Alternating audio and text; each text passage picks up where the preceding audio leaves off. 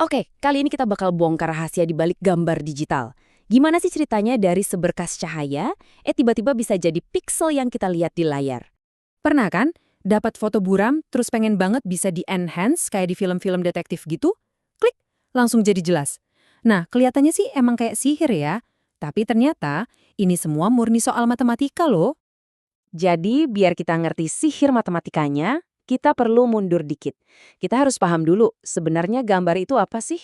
Dan percaya atau enggak, semuanya itu berawal dari hal yang super mendasar, fisika cahaya. Yuk, kita bedah sedikit fisikanya. Gimana caranya mata kita, atau kamera deh, bisa melihat sebuah gambar di dunia nyata. Intinya tuh sebenarnya simpel banget.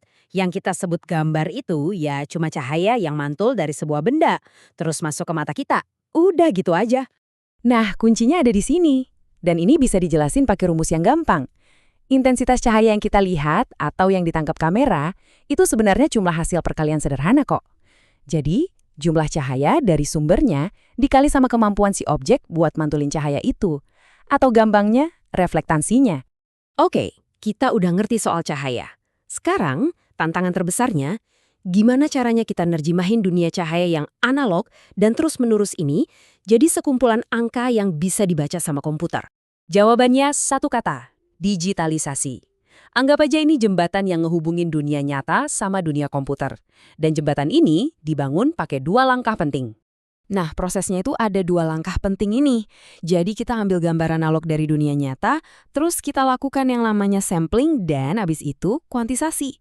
Jadi biar gampang bayangin gini deh, sampling itu soal nentuin di mananya. Kayak kita bikin kotak-kotak atau grid buat mozaik. Nah, kalau kuantisasi itu soal nentuin apanya. Jadi setiap kotak mozaik tadi kita kasih nilai, kita kasih warna atau tingkat keabu-abuan. Contoh paling gampangnya, gambar grayscale 8 bit. Gambar ini pakai 256 tingkatan warna abu-abu. Kenapa pas 256? Karena itu 2 pangkat 8. Jadi setiap pikselnya dikasih satu angka, dari 0 yang artinya hitam pekat, sampai 255 yang artinya putih bersih. Oke, jadi sekarang kita paham kan kalau gambar itu sebenarnya cuma data, cuma matriks angka yang gede banget. Dan kalau kita udah berurusan sama data, wah kita bisa lakuin hal-hal yang luar biasa dengan memanipulasinya. Pertama, kita bisa enhance atau tingkatkan kualitasnya. Maksudnya, kita bisa mainin kontrasnya biar lebih nendang, atau kita pertajam tepian objeknya biar lebih enak dilihat. Terus, kita juga bisa restore atau memulihkan gambar. Ini persis kayak yang kita lihat di awal tadi, ngilangin blur, atau bisa juga buat ngilangin bintik-bintik atau noise digital yang ganggu itu. Udah pasti, kita bisa kompres atau memampatkannya. Ini penting banget, biar ukuran filmnya jadi jauh lebih kecil. Makanya kan kita bisa kirim foto banyak lewat internet dengan cepat. Dan yang gak kalah keren, kita bisa analyze atau menganalisis gambar. Jadi, kita ekstrak informasi dari gambar itu. Contohnya, komputer bisa secara otomatis deteksi di mana aja sih tepian sebuah objek. Nah, dari sini kita ngomongin masa depan. Karena semua proses ini bukan cuma buat kita manusia loh, tapi juga buat mesin.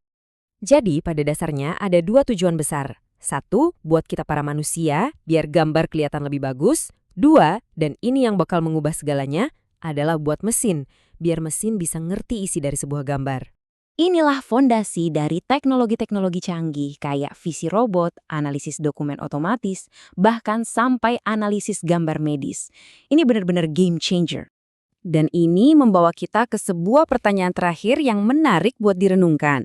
Kalau suatu saat nanti, komputer bisa melihat dan memahami gambar jauh lebih baik dari kita, kira-kira dunia baru seperti apa ya yang bakal mereka tunjukkan ke kita?